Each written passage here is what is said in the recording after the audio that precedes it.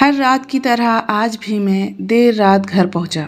हमेशा से कोई भी गलत आदत ना होने के कारण मोहल्ले में कोई भी मुझे देर रात आने पर गलत नज़रों से नहीं देखता था।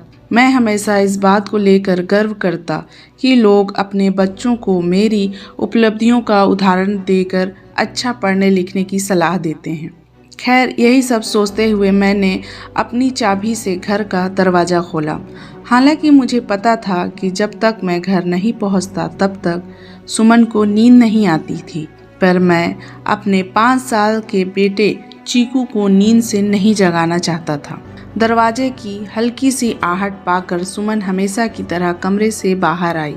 जब तक मैं मुंह हाथ धोने बाथरूम की तरफ जा चुका था और हमेशा की तरह सुमन खाना गर्म करके किचन में चली गई। हर रोज ऐसा ही होता था। सुबह घर से निकलने के बाद हमारी मुलाकात रात को खाने पर ही होती थी। सुमन को इस तरह की जीवन शैली से कोई परेशानी नहीं थी। एक हाई क्लास सोसाइटी में अपनी साख बनाने के लिए हर किसी को इस हद तक की मेहनत करना ही पड़ती है।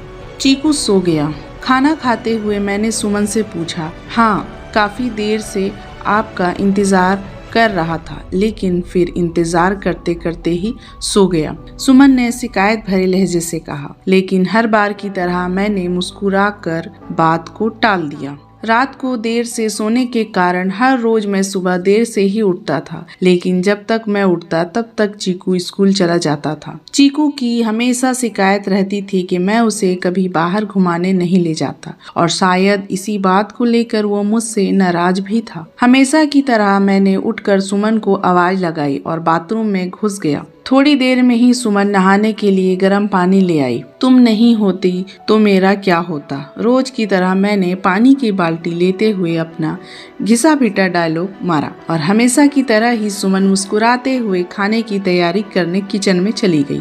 खैर, ऑफिस के लिए तैयार होकर जब मैं खाने की मेज पर आया तो चीकू मुंह फुलाए बैठा था। क्या बात है जनाब, आज स्कूल नहीं गए? मैंने प्यार से चीकू के बालों पर हाथ घुमाते हुए बोला। आज संडे है, चीकू ने गुस्से भरी आवाज से कहा। काम की भागदौड़ में मैं यह भी भूल गया था कि आज संडे है, और आज दिन में मैंने चीकू के साथ पिकनिक जाने का वादा किया था, लेकिन आज तो मुझे क्लाइंट मीटिंग के लिए ऑफिस जाना था। मुझे ऑफिस जाता देख चीकू को अपना पिकनिक प्लान खतरे में पड़ता दिखाई दे रहा था, और शायद इसीलिए वो मुझसे गुस्से से बात कर रहा था। पापा, अब 1 घंटे में कितने पैसे कमा लेते हो? अचानक चीकू ने पूछा। चीकू ने पहले कभी इस तरह से मुझसे बात नहीं की थी। शायद गुस्से में उसने ऐसा कह दिया। लगभग 1200 रुपये, मैंने कहा। क्या आप मुझे 600 रुपये उधार दे सकते हो? चीकू ने कहा। लेकिन तुम्हें पैसे क्यों चाहिए?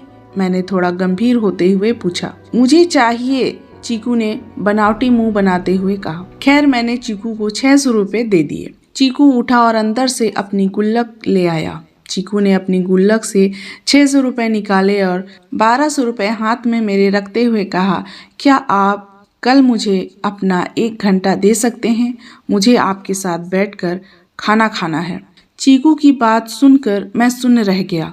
फिर मैं बोला, बहुत बिगड़ गया है, तुम्हारी मम्मी ने तुम्हें सर पर चढ़ा रखा है। चीकू की इस हरकत पर मैंने गुस्से से चीकू को एक थप्पड़ लगाते हुए कहा। आज ऑफिस जाते हुए मैंने मन में बस यही सोच रहा था कि इस भागदौड़ भरी जिंदगी में क्या सब कुछ खरीदा जा सकता है। हालांकि मैं भी तो चीकू को यही सिखा रहा था। कहानी का तर्क यही है कि परिवार के लिए पैसा कमाने की चाह में हम परिवार को समय देना ही भूल जाते हैं।